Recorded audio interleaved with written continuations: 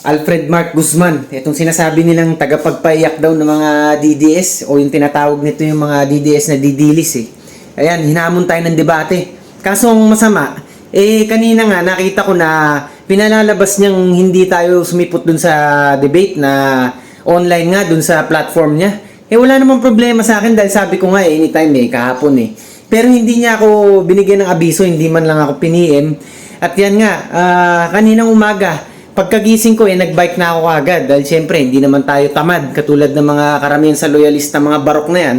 Yun ang una nating ginawa pagkagising at gumawa pa nga ako ng vlog Hindi ko pa nga na-upload yung isa pa lang ang na-upload ko Tapos yan ang makikita ko ngayon na pinalalabas nitong Alfred Mark Guzman na to na parang natakot ako sa kanya.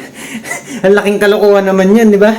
Kung ako sa iyo, Alfred Mark Guzman bigyan mo muna ako sana ng kahit na minuto man lang, di ba? Para makapagaya ng mga followers kong manood, di ba? Ano yung gusto mo? Puro followers mo lang ang makakapanood?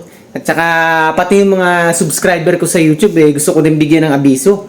Ilang minuto lang sana. Pero yung ganyan, sasabihin mo na hindi ako sumipot. Paano naging totoo yan?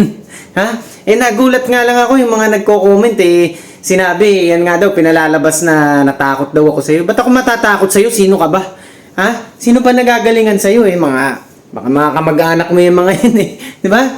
Sino ka ba? Sino bang kakatakutan ko? Sabi ko nga kahit boxing walang panama yung mga loyalistang yan Debate pa kaya, di ba? Tapos sa boxing, sinasabi mo may kakasa sa akin, ganyan. Sino na naman yung mga yan? Baka mga bugoy na naman yung mga yan. Di ba? Dati nga kahit itanong nyo ako dyan kila Kiko Matos Battle of YouTubers, yan sila Mr. Mainit. Billy Jack. Tanong nyo ako dyan, inamong ko yan sila Kiko Matos, harap-harapan pa nun sa press con. Tsaka talagang kinulit ko yung mga yan. May kumasaba sa kanila kahit isa. Sinasabi ko sa'yo, kaya ikaw Alfred Mark ka alamin mo muna, kilalanin mo muna ako, huwag kang nagbabato-bato. Kunwari, papalabasin yung natakot ako, ganyan, para pilitin akong kumasa sa inyo. Hindi dahil napilitan ako, pero para lang talaga malaman natin kung sino talaga ang nasa tama, di ba? Dahil ako, walang nagbabayad sa akin dito, hindi ako bayaran. Yan ang una ko ipagmamalaki sa inyo, ha?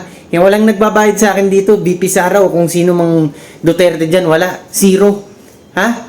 Kaya Alfred Mark Guzman, yan.